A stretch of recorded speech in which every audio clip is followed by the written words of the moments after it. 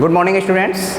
Capacitor and dielectric के दो part हम लोग पढ़ चुके हैं और पहले पार्ट में हम लोगों ने पढ़ा था कि कैपेसिटेंस क्या होती है और किसी विलगित गोलीय चालक की धारिता कितनी होती है। किसी आइसोलेटेड स्फेयर है कोई हमारा तो उसमें जो है कंडक्टर की कैपेसिटेंस क्या होगी।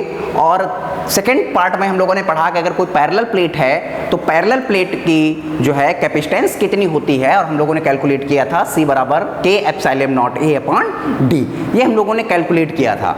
आज हम बात करते हैं कोई अगर पैरेलल प्लेट है और उसमें पार्शियली आप डाइलेक्ट्रिक फील्ड कर दें। कोई पैरेलल प्लेट है और उसमें आप क्या करें, पार्शियली आप डाइलेक्ट्रिक फील्ड कर दें। मान लीजिए ये प्लेट्स है, ये प्लेट्स है। अब इसमें आपने क्या कर दिया, इसमें आपने पार्शियली डाइलेक्ट्रिक फील्ड कर दिया। आपने पार्शियली इस तरह से डाइलेक्ट्रिक फील्ड कर दिया, ठीक है। ये आपने फील्ड कर दिया। इसके बीच की जो डिस्टेंस है प्लेट्स के बीच की डिस्टेंस d है और जो आपने डाइलेक्ट्रिक भर रखा है इसकी डिस्टेंस t है। इसमें जो डाइलेक्ट्रिक फील्ड है उसका डाइलेक्ट्रिक कांस्टेंट कितना है, k है। अब और इस प्लेट पर पॉजिटिवली चार्ज है ये प्लेट और ये निगेटिवली चार्ज है। तो इलेक्ट्रिक फील्ड किस तरह से, प्लस से माइनस की ओर इस तरह से आपने दिखा दिया। इस तरह से इसको आपने क्या किया, इस वाले प्लेट को आपने अर्थ कनेक्ट जो है आपने फेस कनेक्टेड कर दिया और इसको आपने ग्राउंडेड कर दिया इस तरह से, ठीक है। अब अगर हम बात करें इलेक्ट्रिक फील्ड की तो इलेक्ट्रिक फील्ड दो वजह से होगी। एक तो एयर में, ये वाला हिस्सा हमारा एयर में है, एयर कह दें या हम ये कह दें कि ये वैक्यूम में है, ये हिस्सा ये हमारा एयर में है और ये वाला डाइलेक्ट्रिक में है। तो अब एक तो इलेक्ट्रिक फील्ड इन एयर, तो सबसे पहले क्या लिख देंगे, इन वैक्यूम कुछ भी लिख देंगे, उसे हम लोग लिख देते हैं ई नॉट का मतलब ये हिस्सा जो हमारा इसमें है, ये क्या हो जाएगा sigma upon epsilon not. Sigma क्या बताया था, प्रीवियस वीडियो में बताया था कि सिग्मा क्या है, where sigma is surface charge density, surface charge density. जहाँ सिग्मा क्या है, जहाँ सिग्मा सरफेस चार्ज डेंसिटी है और सिग्मा बराबर होता है कितना है, सिग्मा बराबर Q अपान A होता है। तो यहाँ से क्या लिख देंगे कि E बराबर E नॉट बराबर Q upon epsilon naught A। ये किस में आ गया, ये आपका आ गया एयर में। अब अगर हम डाइलेक्ट्रिक की बात करें, डाइलेक्ट्रिक के कारण इलेक्ट्रिक फील्ड कितनी प्रोड्यूस हो जाएगी, कितनी हो जाएगी, तो E लिख देते हैं। E बराबर कैसे लिख देंगे, sigma upon K epsilon not. जहाँ एप्सिलॉन नॉट होता है वहाँ K एप्सिलॉन नॉट हो जाएगा, ठीक है। तो ये क्या आ जाएगा, Q upon K epsilon not into A। अब इसके कारण अगर टोटल पोटेंशियल निकालें, टोटल पोटेंशियल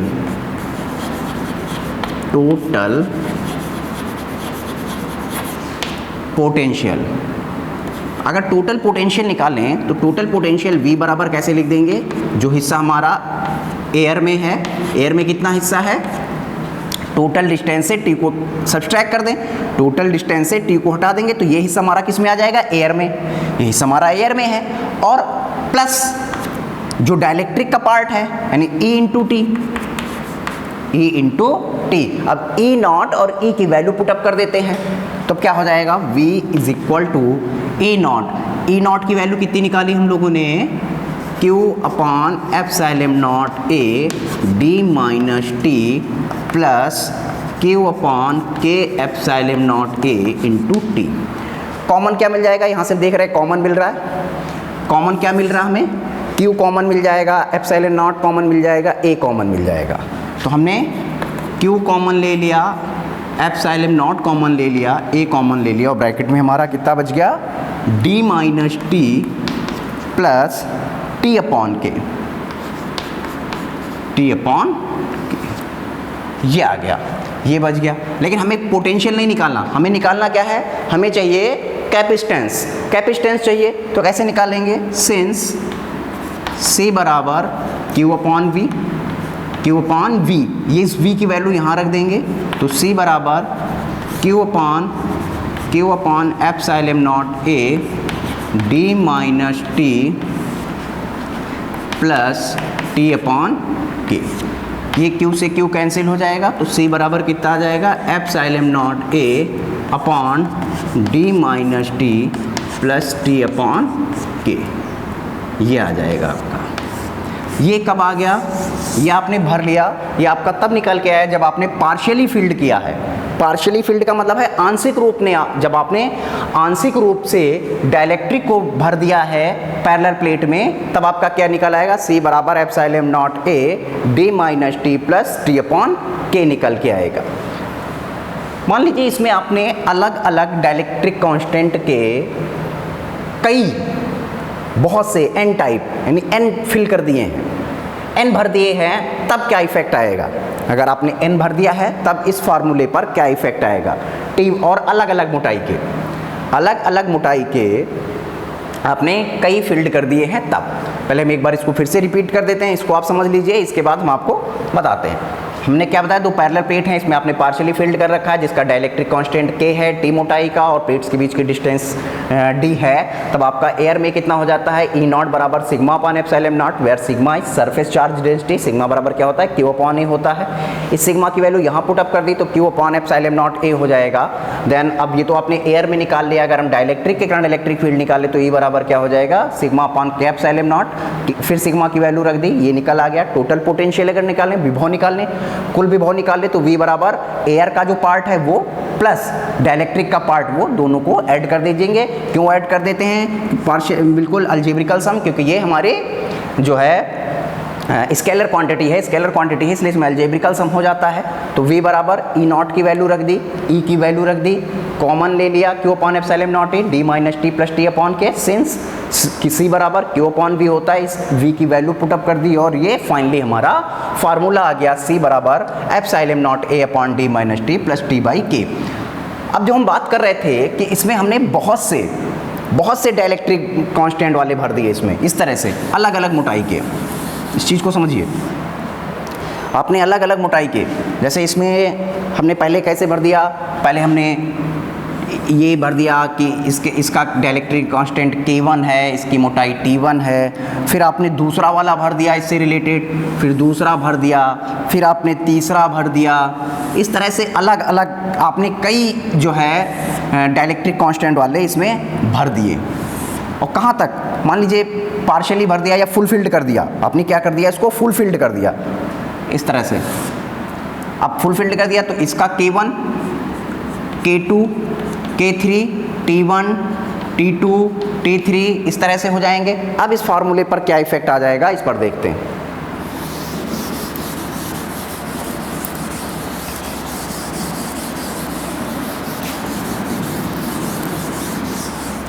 अब हमारा फार्मूला आया था C बराबर epsilon naught A upon D minus T plus T upon के।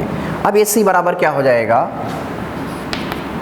C बराबर एप्सिलॉन नॉट A और d minus T1 plus T2 plus T3 plus and so on, जितने भी आपको जोड़ने ये आपने जोड़ दिया, plus T1 upon K1 plus T2 upon K2 plus and so on, ये आपने भर दिया लास्ट तक। अब जो T1 plus T2 plus T3 इसकी टोटल मोटाई, since T1 plus T2 plus T3 and so on is equal to D, क्योंकि आपने फुल फील्ड कर रखा है, मतलब डिस्टेंस D के बराबर ही फुल फील्ड होगा, तो D हो जाएगा। तब क्या हो जाएगा, C बराबर epsilon naught A D minus D, क्योंकि इसकी जगह भी D लिख देंगे, D minus D plus T1 upon K1 plus T2 upon K2 plus and so on, ये D से D कैंसिल हो जाएगा। तब C बराबर क्या हो जाएगा, epsilon naught A upon T1 upon K1 plus T2 upon K2 plus and so on. तब हमारा ये फार्मूला आ जाएगा। क्लियर हो गया, तो ये हो गया अगर हम पार्शियली रूप से हम इसे फुलफिल्ड कर देते हैं तब। अब इसमें थोड़ा सा हम एक पार्ट और बता देते हैं, संधारित्रों का संयोजन। अगर बहुत से कैपेसिटर हैं और उन्हें हमें कनेक्ट करना हो, सीरीज़ में कनेक्ट करना हो, पैरेलल कनेक्ट करना हो, तब कैसे, 10th में हम लोगों ने रेजिस्टेंस में भी पढ़ा था कि उन्हें सीरीज़ में कनेक्ट कर देते हैं तब हमारा फार्मूला क्या आता है, और अगर उन्हें जो है पैरेलल कनेक्ट कर देते हैं तब क्या आ जाता है।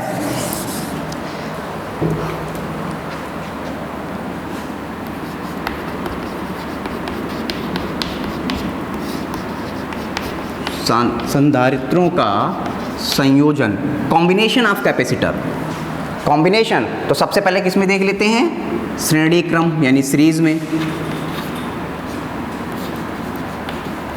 श्रेणी क्रम में कैसे होता है कि एक लगाया आपने, देन दूसरा, दूसरे से तीसरा, इस तरह से आपने जोड़ दिए। मान लीजिए 3 जोड़ दिए इस तरह से। इसकी कैपेसिटेंस C1, इसकी कैपेसिटेंस C2, इसकी कैपेसिटेंस C3।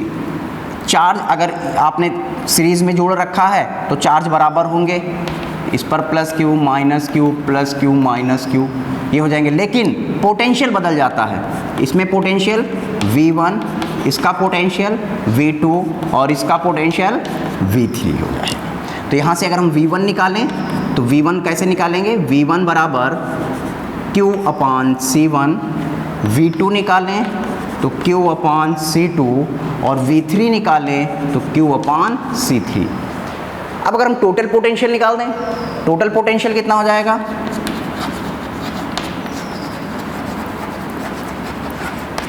टोटल पोटेंशियल की बात करें तो V बराबर V1 plus V2 plus V3, values put कर देते हैं तो Q अपान C1, Q अपान C2 प्लस Q अपान C3। टोटल पोटेंशियल के लिए इसकी टोटल कैपेसिटेंस C मान लेते हैं, टोटल कैपेसिटेंस C मान लेते हैं और टोटल चार्ज कितना रहेगा, V रहेगा। तो टोटल पोटेंशियल कितना हो जाएगा, Q अपान C। Q अपान C बराबर Q ले लिया कॉमन तो 1 अपान C1, 1 अपान C2 प्लस 1 अपान C3। Q से Q कैंसिल तो C बराबर क्या आ जाएगा, 1 अपान C बराबर 1 अपान C1, 1 अपान C2 प्लस 1 अपान C3। अगर इसका मतलब क्या हो जाएगा, अगर हम सीरीज में कनेक्ट कर देते हैं तो इनका जो टोटल कैपेसिटेंस होगा, टोटल कैपेसिटेंस का इन्वर्स इनके इन्वर्स के कैपेसिटेंस के सम के बराबर होता है। अगर ये तो सीरीज में कनेक्ट कर दिया, अब यदि इसे हम पैरेलल कनेक्ट कर देते, कैसे कनेक्ट कर देते, पैरेलल कनेक्ट कर देते यानी समांतर क्रम में।